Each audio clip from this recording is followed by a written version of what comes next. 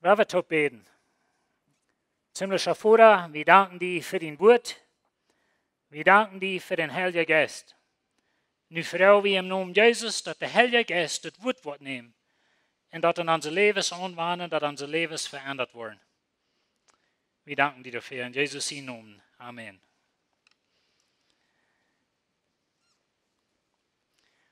Wir sind in dieser Reihe von Botschaften von Gute Nachricht. Und das je hier sein kann, durch ein Frauenteken an. Und vielleicht wundert ihr, die von jemand, was hier euer was sind, die wissen noch, was das Frauenteken da soll.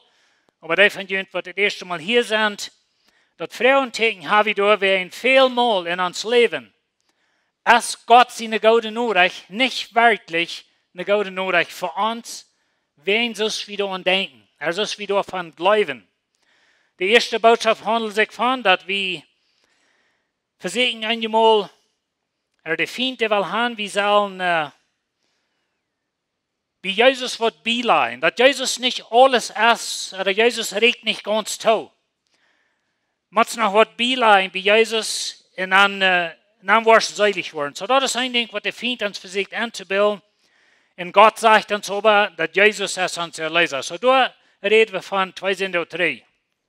Wir sind da redet von Gott seine Leben, wo wir einmal glauben, dass Gott seine Leben, oder dass er ist nicht wirklich ein Gott von Leben, wenn wir so viel Rechten im Alten Testament zum Beispiel und in so einer Dinge steht und wir sind vielleicht ein bisschen abgetragen, dass wenn irgendwas Arg hätten ans Leben, dann ist das, wenn Gott hat uns strafen. Ich sehe ihn beten, dass ich ein bisschen abgewaschen, dass wenn am Montag was Trouble, dass wir, wenn Sonntag hat, wir uns versündigt. Und so, die Sorte von Denken über Gott, dass der dann ein bisschen weich, wenn Gott ist nicht wirklich ein liebender Gott. Und so, die Bibel lehrt uns so klar, dass Gott ist ein liebender Gott, aber der Feind versucht uns, davon weich zu drehen. Von der will ich reden und Gnade. Und so, wenn der Feind uns kann eine Lehres anbilden, wenn Gott seine Gnade, dann haben wir miserable Lebens. Und das, was passiert, vielmal in unser christlichen Lebens. Weil die Gnade hat 2 Seiten. Eine Seite kann wir noch gut. Wenn ich sage, wie kann das, wir reden da von.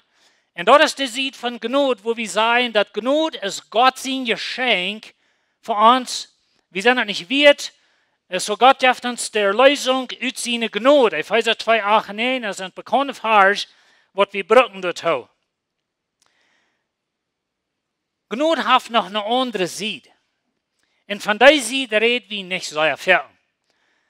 Aber weißt du, eine Ursache, dass unser Leben als Christen einmal miserabel sind, als wenn wir arg denken an Gnade. Meine Frau und ich, wir some Jahren 3, dann fuhren wir mal Sammy. Wir fuhren von Ontario nach Kalifornien, also haben wir viel auf dem Dol gefahren. Das ist nicht al 10 Jahre, 3 Jahre länger vielleicht. Ich weiß nicht, was von Jahr das war, in 2004 oder 2005. Und wir fuhren einen sehr schmacker Truck. Die von jenen, die Truckfahrer sind, die waren kein bisschen mitfallen mit dem, aber die von jenen, die nicht sind, die wollten nicht dann was feststellen. Wir fuhren in Peterbilt. Und dort meint was. Und so, dort war ein sehr schmacker Truck.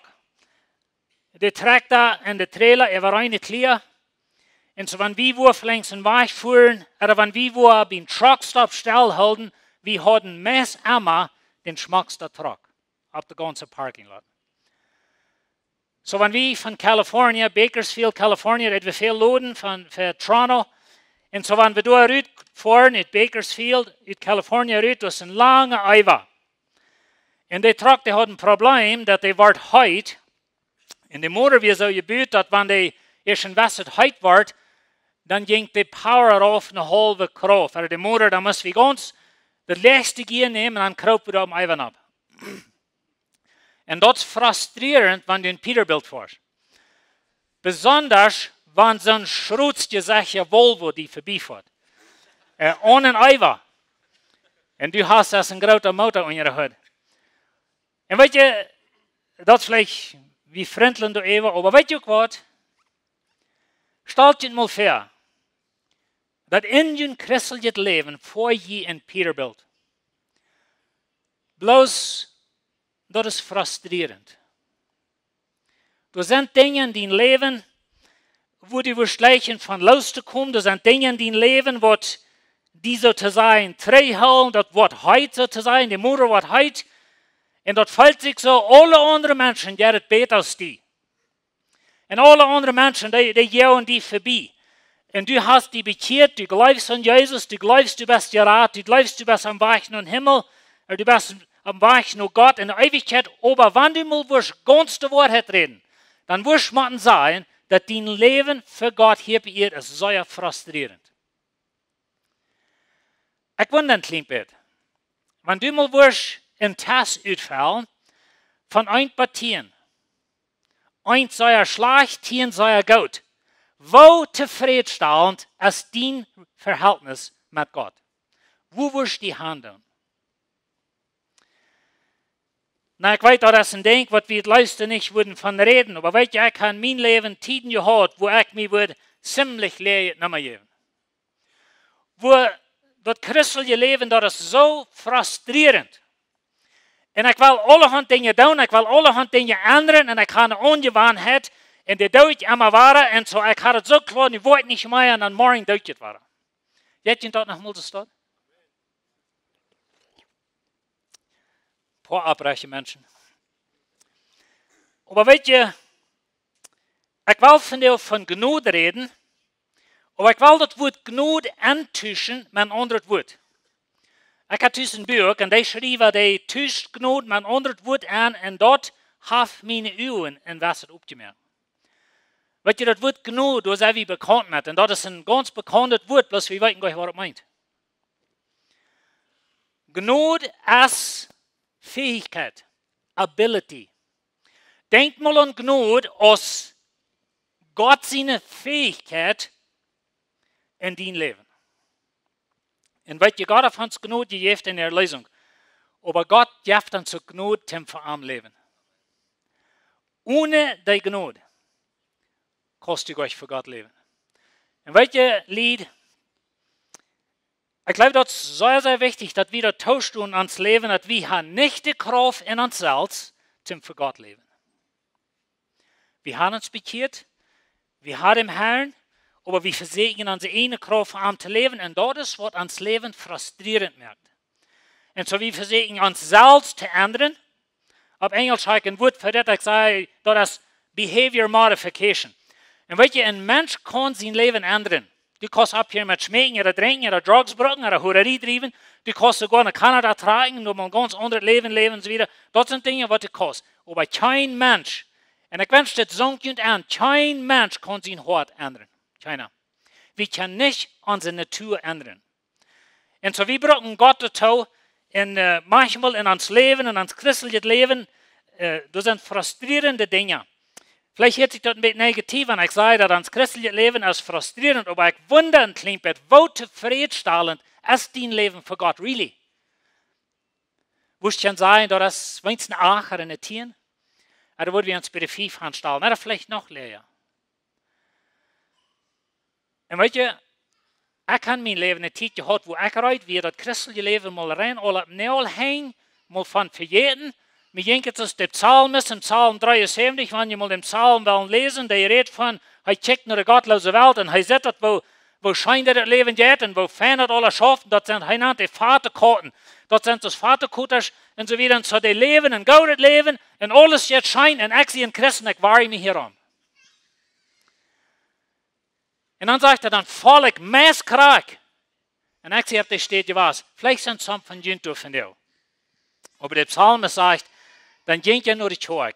Dann ging er mal nach Gott sein Haus und du in seine Welt wieder der Tempel. Und so er geht in den Tempel. Und das ist ein bisschen so, er geht in den Tempel mal mit Gott reden, aber einmal dann sitzt er, da er eng.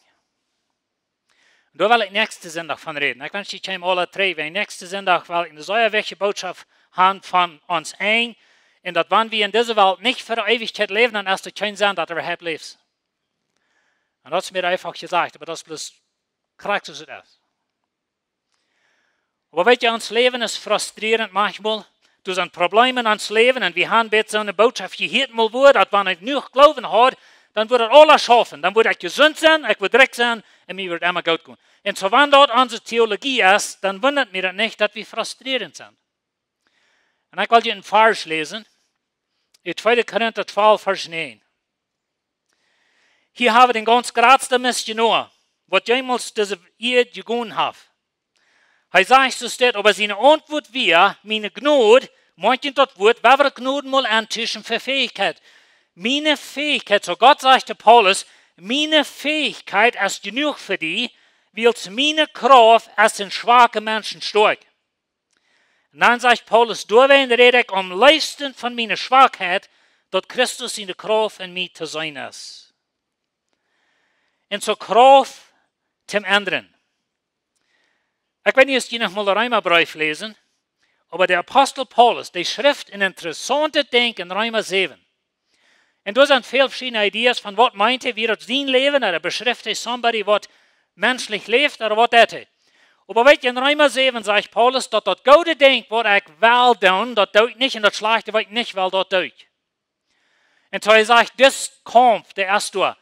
Und dann einmal sagt er, oh, ich elender Mensch, like das ist, hij heeft zijn hängen en zei, wo wollt noch mal da drin kommen?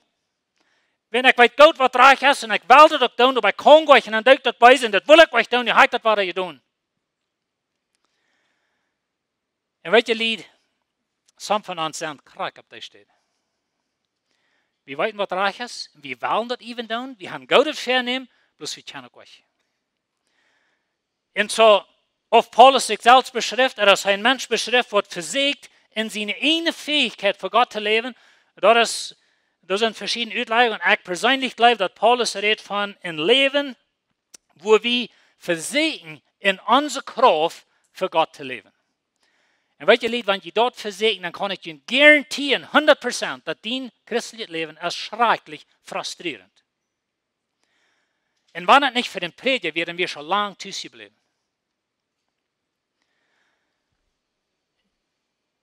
So, wir haben vielmal das Kampf in uns. Wir wissen, was reich ist, wir wollen anderen, aber wir haben nicht die Kraft.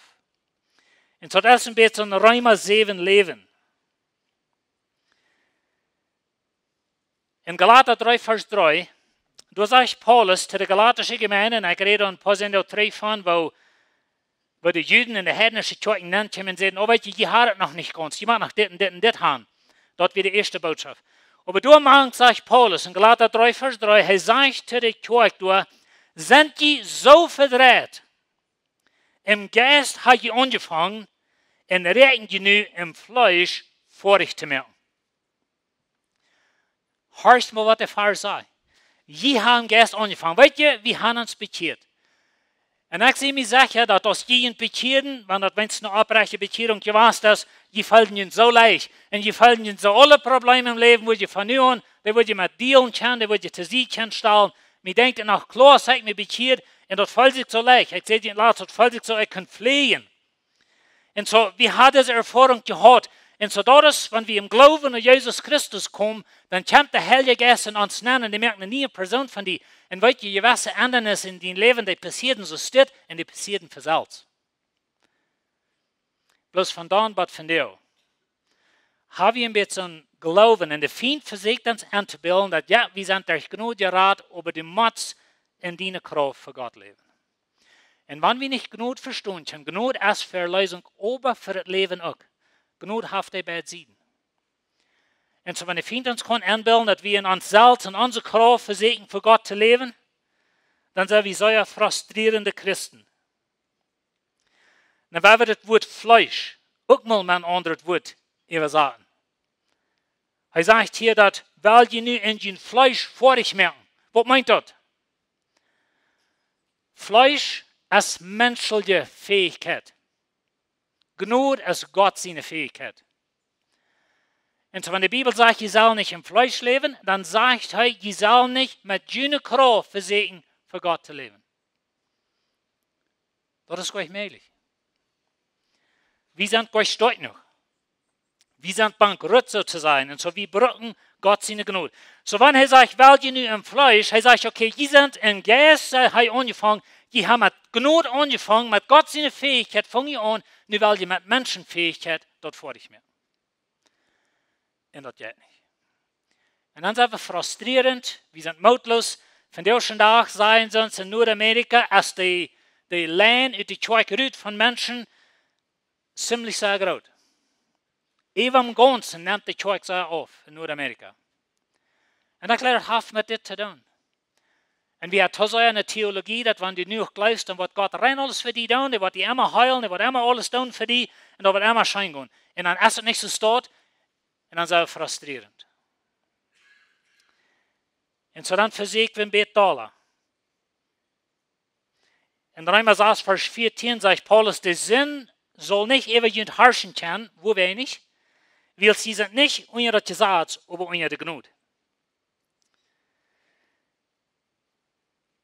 Das Gesetz ist menschliche Kraft. Das Gesetz musst du holen mit menschlicher Kraft. Stell dir mal vor, dass ihr eine Kuh gekauft mal zum Jahr und 3, bloß du hast nicht einen Motor. Und so du schaufst den Rahmen da. Und nu hat es geändert. Nu hast du eine andere Kuh gekauft und die hat einen Motor. Aber die schiffst in den Rahmen. So was hat geändert? Weet je dat ze met de onderscheid zwischen Gesetz in der oude Bund und der neue Bund. In den oude Bund hat Gott sein Volk eine Kuh gegeben, sozusagen, aber ohne Motor. Und so die Kuh, die wir aufhängig von Menschen ihre Fähigkeit. Und Paulus sagt in Römer 8, dort wo das Gesetz nicht schafft, wenn wir geschwagt durch das Fleisch. Weil wir das Wort Fleisch mal waren mit Fähigkeit, wir sagen, das Gesetz wird schwach, wenn Menschen ihre Fähigkeit, wenn nicht groß genug, damit das Gesetz horchen. Und das ist die Kuh ohne Motor. Ich meine, die schäfst Rahmen so wieder, aber das ist frustrierend. Und so nu haben wir den neuen Bund, und nu haben wir den Heiligen Geist gekriegt, nu haben wir Gott seine Gnade. Und wenn du in Christ bist, dann wohnt der Heilige Geist in dir. Und so nu hast du eine Kuh mit einem Motor. Und wir versegnen haben Menschen Fähigkeit mit der Kuh rumzufahren.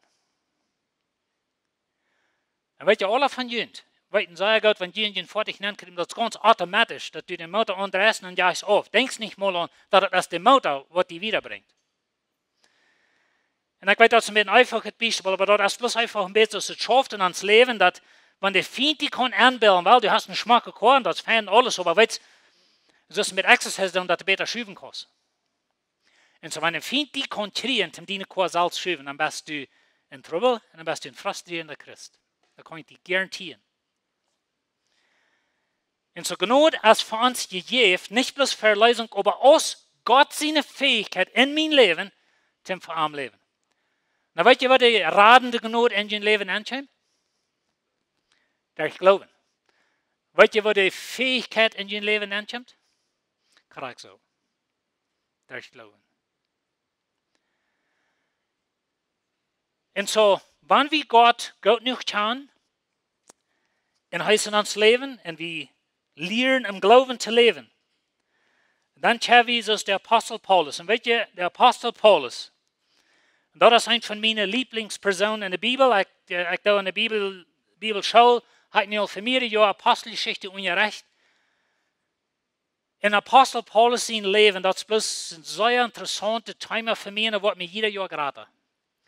Und weißt ihr, Paulus war nicht so ein Mensch, wo alles im Leben recht ging. Das wir in das Vers hier sagen, Paulus hat ein Problem in seinem Leben. Er sagt, dass wir ein Engel von Satan leitet Gott leitet zu, frag mich nicht, wo so, aber Gott leitet zu, dass ein Engel von Satan Paulus tröbeln kann durch sein ganzes Leben. Wir wissen nicht korrekt, was das wird. Das sind alle Ideen, wenn wir nur lesen, was das wird. Es bleiben, dass wir Krankheit, vielleicht in seinem Körper, es bleiben, dass wir Menschen in seinem Leben. Aber weißt ihr, Paulus sein Leben, wie ein Leben voll von Trübel. In seiner ersten Missionsreise kriegt er in jeder Tag verheft, er hat geschmissen, er hat gesteinigt. Und ich frage mich jeder Jahr, wenn ich Apostelgeschichte unterrichte, jeder Jahr frage ich mich, wann würde ich sein Haus gehen. Und ich glaube, ich würde mit Johannes sein, nach Jerusalem gefahren.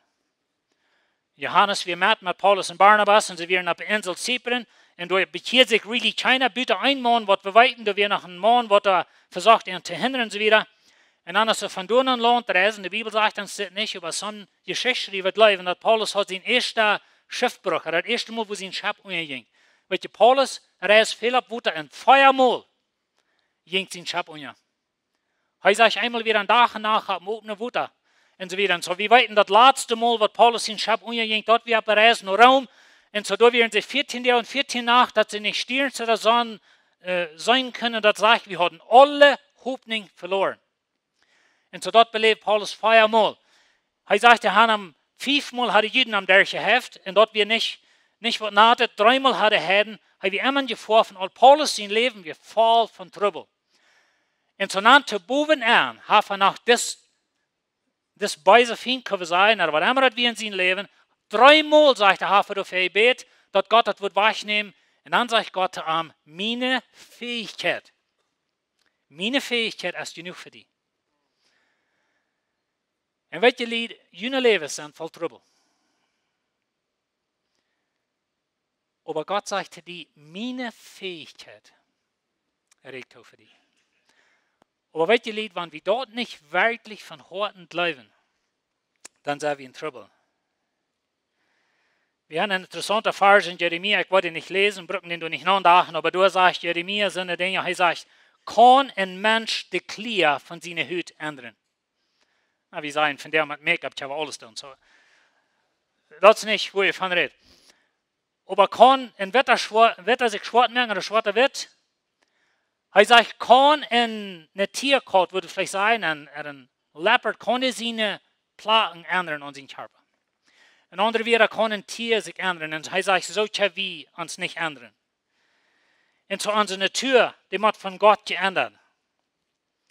Na weet je, wir haben in diese frustrierende Dinge, in diese Dinge, was wir so sein, die schaffen nicht als ein christliches Leben, verstärkt wir uns hängen loren. Und ich will Ihnen 3 Dinge sagen, was wir tun, als Kirche oder als Christen, unsere Unfähigkeit verstärken. Unsere Schwachheit zu verstärken. Das erste Ding, was wir tun, ist, dass wir stellen uns allerhand menschliche Regeln ab. Und weet je, es ist immer interessant, wenn wir in der Kirche allerhand Regeln abstellen. Und dann meistens, dann dreht sich das Bild ein bisschen um und dann als Gott gehorchen, meint die Regeln gehorchen. Und so das, was irgendwann passiert. Aber weet je, das ist ein Weg von unserer Schwachheit verstärken, das ist ein Weg von unserer Unfähigkeit, hängen diese Regeln verstärken. Dann, okay, wir holen all diese Regeln und sind das Reich von Büten, wir haben das Reich der Kleidung, was immer das alle ist. Und wir haben alle hundert Regeln gesetzt, aber in Wirklichkeit ist das eine Wand, das ist eine Lohr, hängen wird, wie unsere Schwachheit verstärken. Mir ist es sehr interessant, dass Paulus sagt zu der kolossischen Gemeinde, er sagt, dass du Menschen in dir sein sollst, das nicht anschieren, dort nicht schmecken, ganz das nicht tun, das nicht tun und so weiter. Und dann sagt er in einem von den Versen, das sind von Büten nur jährliche Dinge, aber die haben nicht die Kraft, dein Leben zu ändern. Und das ist gleich, was passiert. Und so, wenn wir in diese Regeln leben, und wir haben allerhand Regeln in die Kirche, und wir kommen die alle Schmack nur, besonders solange es der Prediger ist, aber wenn wir hängen denen sind, der uns nicht sieht, dann leben sie so well. Und so, das Part von uns frustrieren, das Leben, wo wir in unserer eigenen Kraft für Gott leben, und wenn wir das nicht kennen, dann wo wir frustrieren, so dann stellen wir uns diese Dinge ab, dann diese Dinge können wir holen, und dann somehow können wir uns selbst leben. Das zweite Ding, was wir tun als Menschen, um unsere Unfähigkeit verstärken, und das ist Selbstgerechtigkeit. Und so, wenn ich die kann durchstempeln und die nicht Kirche, wo die von kämpfen, und wenn ich kann sagen, bei uns haben wir besser und ich sehe besser Christen und so weiter, dann kann ich hängen dort meine eine Unfähigkeit verstärken. Das ist, was die Pharisäer tun. Und so, die gingen in den Tempel und sagten, danke Gott, dass ich nicht so sehe, als die John Waldo und so weiter. Und so, ich habe bessere Kleider an, ich habe Fasten, ich habe beten, alles da, meine Bibel lesen. Und weißt du, wenn die Christenleben zu tun haben, mit dem so und so viel Bibel lesen, eine halbe Stunde Bibel lesen, eine Stunde beten, und 3 Tage die Weg fasten, dann wird die Gedanken immer sein, ich habe meins eine Stunde soll beten und zwei Stunden oder eine ganze Weg fasten, das wird niemals tot. Und so die Pharisäer, die verstärken sich hängen ihre Säuerstrom mit Leben, rechten alle anderen Menschen. Und Jesus sagt ihnen, weißt du was, die sind schmacke, wird gewaschene Gräber, wie können sein, die sind Säuerschmacke, Zeug, das erste Zeug habe ich gekauft, die Körper dabei ist tot. Und so das, was passiert, wenn wir uns hängen an die Gerechtigkeit verstärken. Und weißt du, wir stahlen diese Selbstgerechtigkeit ab, weil wir feilen das in uns gut, dass wir kennen Gott, und wir merken das lange nicht, aber wenn ich mich besser handstellen als die, dann kann ich mir die Hänge verstärken. En dat is een weg waar we met onze onfähigkeit handelen. De derde ding waar we met onze onfähigkeit handelen is van kritiseren. En zo wanneer ik kan kritiseren en alle hand uit doel stapelen en alle hand uittekenen waar mensen ooit zijn te zeggen, of waar alle hand aanrichten en zo weer, dan versterk ik mezelf heen dat kritiseren. Dit is wat vaak in de kerk passiert. Han vielleicht een mens wat immer alles kritisiert en alles is niet goed en alles is zum doel stampelt en zo weer. Dat is een teken dat in zijn hart is onvrede, aber heen dat kritiseren kan ik me versterken dat het niet goed komt, waar ik really zie. Because in kritiseren dat je ook mij opheven en onder doel stapelen. En zo dit zijn wij waar we onze onfähigheid versterken. En zo wanneer we als God zijn kennen, wanneer we kunnen leren, dat we in God zijn fähigheid leven. En weet je, Schwester, dit is wat ik denk, wat ik 100% klar had, dat wanneer we dit kunnen van harten leren, dan ben we bereid zum vrije Christen zijn. En zo dat krijgt dus van wie willen ons zelfs de zeiligheid verdienen, dat is frustrerend. We weten niet meer wie fehlen, aber dan stellen we al deze dingen op, omdat we dat doorheen versterken kunnen, aber doch diep in ons hart is die moutlosigheid door en de frustrerende gevoel. En weet je, de meeste christen, die hebben een werkelijke hunger te veranderd worden, voor transformatie, kunnen we zeggen. En zo de feind die gleich durcheinander connecten, so zu sein, in uns sagen, okay, du hast das Hunger, dann sollst du vielleicht durchgehen dort und ja tun, oder verseg noch ein bisschen Dollar. Und weet je, lied Bibel lesen, beten und fasten und alle Dinge sind wichtige Dinge, aber wenn die Christenleben mit dort zu tun haben, dann kann ich die 100% garantieren, zwei Dinge. Erstens, du bist frustrierend und zweitens, in den Gedanken sagst du immer, was ich gerade ein klein bisschen länger soll Bibel lesen, beten, klein bisschen fasten und so eine Dinge. Das ist niemals genug. Und so Gott seine Gnade.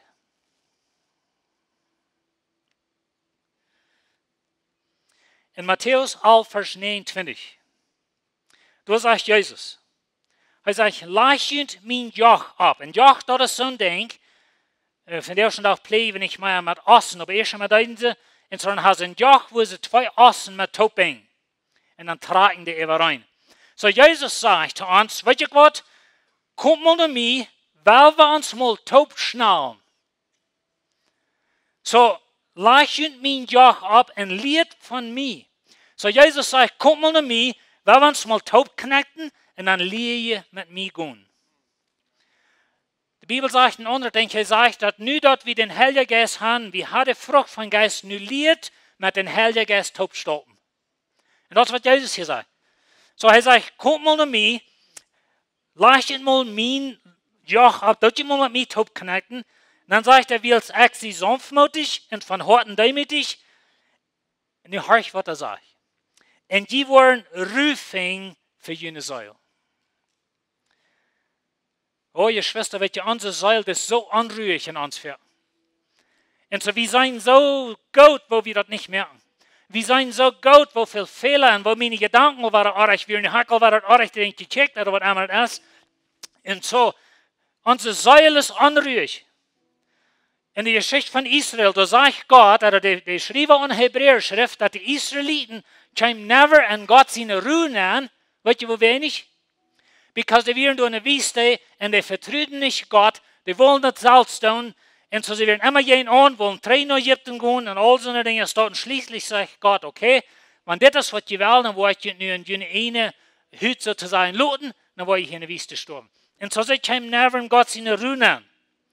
Und so Jesus sagt zu uns, kommt zu mir, schnallt ihr mal mit mir taub, und dann will ich mit ihr taub gehen. Und das ist ein bisschen, wenn die Mutter an der Chor sagt, komm mal in der Chor und dann mal mich anstarten, und dann steht die Chor schüben, und dann will ich die führen. Aber weißt du, Schwester, wie schnell uns mit Jesus taub im Glauben. Na, ich habe das Vertrauen, die meisten von ihnen haben Jesus angenommen. Aber ich glaube, dass ziemlich mählich, dass viele von uns versägen selbst für Gott zu leben. Und das Leben ist frustrierend. Und das ist unzufrieden. Wir sind unzufrieden in uns, in unserer Säule. Wir haben Unruhe in unserer Säule.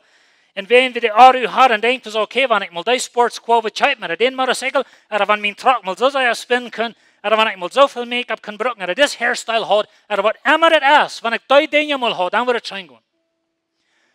En dan waren we dat is hard en dat het niet. En zo we blijven frustrerend, because we verzeken zelfs. Hoor maar wat 2 Petrus zegt. Weet je, dit is de gouden noorrecht wat de Bibel ons geeft, wat de vriend die wil wegnemen. 2 Petrus 1 vers 3. Hij zegt, zijn Gotteskraft, moet je dat, wie kunnen zijn, zijn genade, is zijn fähigkeit. Dat redt van God. Zijn Gotteskraft heeft ons alles geschonken. Sag mal alles. Alles geschonken, wat we zum, 2 dingen. Moet je wat ik zeg, wat we zum seilig worden in een fremd leven brengen. Kan je verstaan wat ik zeg? Gott hat die alles gegeben, was du brauchst zum selig worden und zum verarm Leben. Und so war uns Leben frustrierend, als das, wenn wir das nicht leben. Und ich sage, dadurch, dass wir den Chan leiden, der uns so viel gute Taukum leidt, dass er uns zu seiner eine Herrlichkeit berufen hat. Und so Petrus sagt, Gott hat uns alles gegeben. Gott seine Antwort zu Paulus wäre, meine Fähigkeit reicht auch für dich.